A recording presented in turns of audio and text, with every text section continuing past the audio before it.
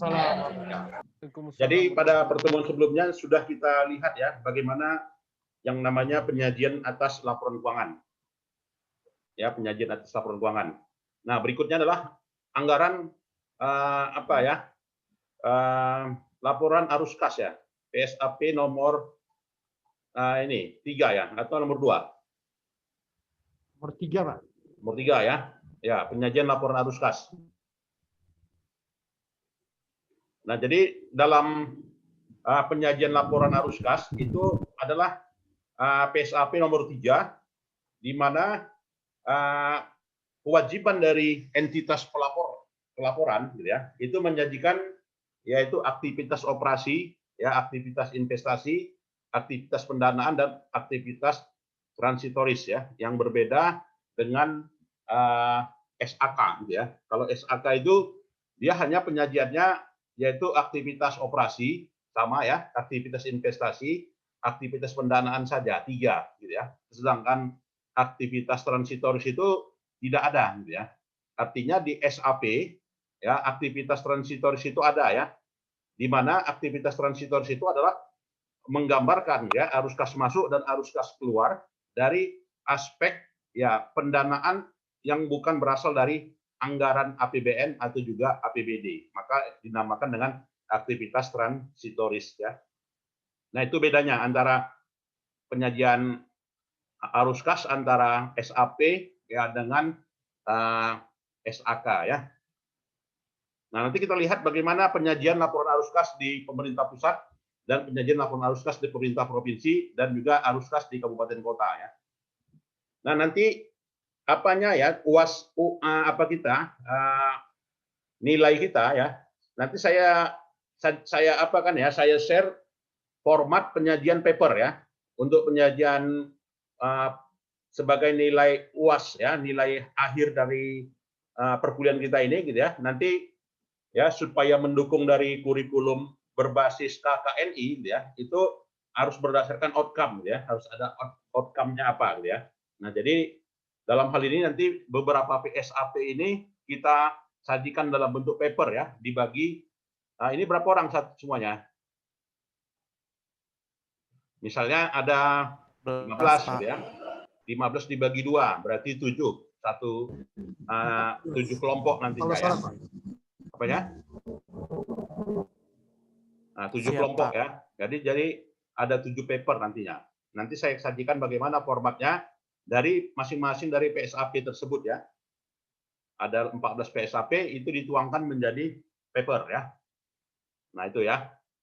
Nah, jadi arus kas. Jadi arus kas itu apa? Ya, gambaran aktivitas arus kas masuk dan arus kas keluar dalam satu periode yang meliputi aktivitas operasi, aktivitas investasi, aktivitas pendanaan dan juga aktivitas transitoris ya. Kemudian kita lihat apa saja yang disajikan ya. Jadi ada istilahnya kas dan setara kas gitu ya. Jadi kas dan setara kas di sini untuk tujuan jangka pendek gitu ya. Jadi yang menyajikan siapa ya? Pemerintah pusat, pemerintah daerah ya, kemudian juga kementerian atau juga beberapa organisasi lainnya. Dan dalam penyajian laporan arus kas di sini gitu ya, itu berdasarkan klasifikasinya ya, dan memungkinkan para pengguna menilai pengaruh dari aktivitas tersebut terhadap aktivitas dan juga setara ya kas secara menyeluruh. Nah, aktivitas operasi itu aktivitas apa atau kategorinya apa saja gitu ya.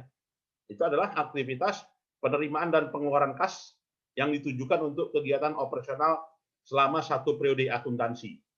Ya, selama satu periode akuntansi. Nah, jadi arus kasnya terdiri dari arus kas masuk dan arus kas keluar ya. Jadi kalau aktivitas operasi, arus kas masuknya apa? Penerimaan perpajakan, penerimaan negara bukan pajak, ya, penerimaan hibah, ya, penerimaan laba atau investasi lainnya, penerimaan lain-lain luar biasa, pendapatan transfer gitu ya. Nah, arus kas keluarnya pembayaran pegawai, pembayaran barang, ya, pembayaran bunga, pembayaran subsidi, pembayaran hibah, dan pembayaran bantuan sosial ya. Nah, aktivitas investasi apa saja ya. Tapi biasanya aktivitas investasi ini jarang ya, artinya kalaupun disajikan ya jarang-jarang sekali. Tapi ada juga ya, adalah aktivitas penerimaan dan pengeluaran kas yang ditujukan untuk memperoleh pelepasan aset ya serta investasi lainnya. Terdiri dari arus kas masuk dan arus kas keluar ya. Jadi arus kas masuknya penjualan aset. Nah, ini kan jarang ya. Penjualan aset lainnya ya, pencairan dana cadangan ya, penerimaan dari investasi dan penjualan investasi dalam bentuk sekuritas ya. Nah, arus kas keluar ya, perolehan aset tetap, perolehan aset lainnya, pembentukan dana cadangan ya, sampai pada penyertaan modal pemerintah. Nah, ini pun juga jarang-jarang ya. Nah, aktivitas pendanaan itu adalah aktivitas penerimaan dan pengeluaran kas yang berhubungan dengan pemberian piutang jangka panjang atau pelunasan utang jangka panjang yang mengakibatkan perubahan dalam jumlah dan komposisi utang jangka panjang ya. Jadi arus kas masuknya ya, penerimaan utang luar negeri, penerimaan utang obligasi, penerimaan pinjaman pemerintah daerah sampai pada penerimaan pinjaman perusahaan negara ya. Nah, aktivitas intransitoris ya, itu terdiri dari arus kas masuk dan arus kas keluar ya. Nah, di sini aktivitas penerimaan pengeluaran yang tidak termasuk. Nah, jadi yang bukan termasuk operasi, investasi dan pendanaan yang bukan ketiga itu. Apa saja itu? Ya, meliputi penerimaan pihak ketiga dan juga penerimaan transitoris seperti uang masuk atau penerimaan kembali uang persediaan dari bendahara pengeluaran ya. Sedangkan arus kas keluarnya meliputi pengeluaran ya pihak ketiga dan juga pengeluaran transitoris seperti kiriman uang atau pemberian uang persediaan kepada bendahara pengeluaran ya. Nah, begitu juga penyajiannya ya, sama ya dengan SAK, apakah dia metode langsung atau juga metode tidak langsung. Oke ya. Kalau dia metode langsung bagaimana? Ya, metode mengungkapkan ya penerimaan dan pengeluaran kas bruto, metode tidak langsung ya terkait dengan surplus dan defisit gitu ya. Nah, pelaporan arus kas atas dasar arus kas bersih. Oke ya. Kemudian juga bunga dari bagian laba, masuk enggak? Ya, bunga dari bagian laba ya masuk sebagai penerimaan pendapatan bunga ya. Berarti masuk arus kas operasi apa ya? Aktivitas investasi, operasi investasi atau pendanaan atau transitoris. Ya, bunga dan juga pengeluaran untuk pembayaran bunga pinjaman. Nah, berarti aktivitas pendanaan ya. Arus kas untuk aktivitas pendanaan ya. Nah, sekarang kita lihat formatnya ya, bagaimana formatnya ya. Nah, ini untuk pemerintah pusat ya. Nah, kalau seperti ini ya pasti pakai metode langsung ya. Terlihat contohnya dengan metode langsung. Nah, untuk pemerintah pusat ada penerimaan PPh, ya penerimaan PPN, BM, ya penerimaan pajak bumi bangunan, ya penerimaan BPHTB, ya penerimaan cukai, penerimaan pajak lainnya ya. Itu arus kas masuk dari aktivitas operasi ya. Aktivitas investasi, ya arus kas keluarnya pembayaran pegawai, pembayaran barang, sampai pada kejadian luar biasa ya. Itulah dikatakan dengan jumlah arus kas keluar dari aktivitas operasi ya. Jadi dapat aktivitas arus kas bersihnya ya. Nah, jadi dapat arus kas bersihnya. Artinya apa? Sudah dikurangkan antara arus kas masuk dengan arus kas keluar ya. Dapatlah aktivitas bersih. Nah, arus kas masuk dari aktivitas investasi ya, seperti penjualan tanah, peralatan dan mesin ya, gedung dan bangunan, jalan dan irigasi, atau juga penjualan aset tetap lainnya ya. Nah, jadi total arus kas masuk dari aktivitas investasi ya. Arus kas dari aktivitas arus kas keluarnya ya perolehan tanah, ya perolehan peralatan mesin sampai pada pengeluaran pembelian investasi non permanen ya. Itu arus kas investasi. Arus kas pendanaan, arus kas masuk dan arus kas keluar ya. Ya, penerimaan dari pinjaman sektor perbankan ya itu masuk dari aktivitas pendanaan. Nah, seperti yang tadi ya, seperti bunga tadi gitu ya. Nah, ini ya.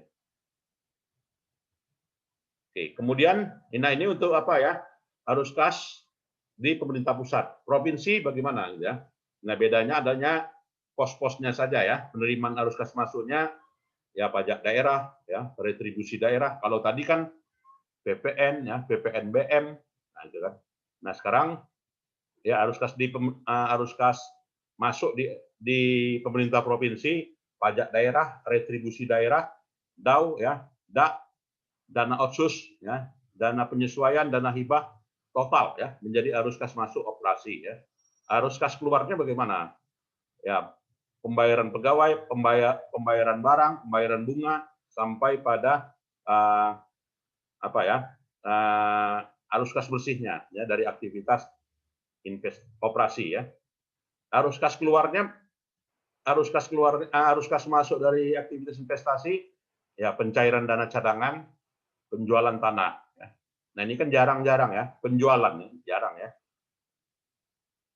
Nah, lalu dapat arus kas masuk dari aktivitas transitoris, ya, ada penerimaan perhitungan dari pihak ketiga. Nah, ya, arus kas masuk, kemudian arus kas keluar, penerimaan dari pihak ketiga, ya, untuk provinsi, ya. Nah, untuk kabupaten, kota, ya, arus kas masuknya bagaimana dari aktivitas operasi? Pajak daerah, retribusi daerah, hasil pengelolaan kekayaan daerah yang dipisahkan, penerimaan lain-lain PAD yang sah, ya, dana bagi hasil, sampai pada penerimaan pendapatan luar biasa, ya. Itulah arus kas masuknya, ya. Arus kas keluarnya, ya, pembayaran pegawai, pembayaran barang, pembayaran bunga, sampai pada ya, dikurangkan arus kas masuk operasi, ya, arus kas keluar operasi, dapatlah net cash flow, ya. Kemudian arus kas investasi, ya, pencairan dana cadangan, penjualan tanah, ya, penjualan peralatan dan mesin, ya, penjualan gedung dan bangunan, ya. Nah, itulah arus kas masuk dari aktivitas operasi. Ya, arus kas keluarnya, ya, pembentukan dana cadangan, ya, sampai pada pengeluaran pembelian jumlah investasi non permanen, ya. Oke. Nah, inilah, ya. Jadi dapatlah saldo arus kasnya, ya. Jadi arus kasnya ini saldo kasnya, ya, itu akan sama dengan posisi saldo kas yang ada di neraca, ya. Silakan kalau ada yang mau kita diskusikan. Silakan.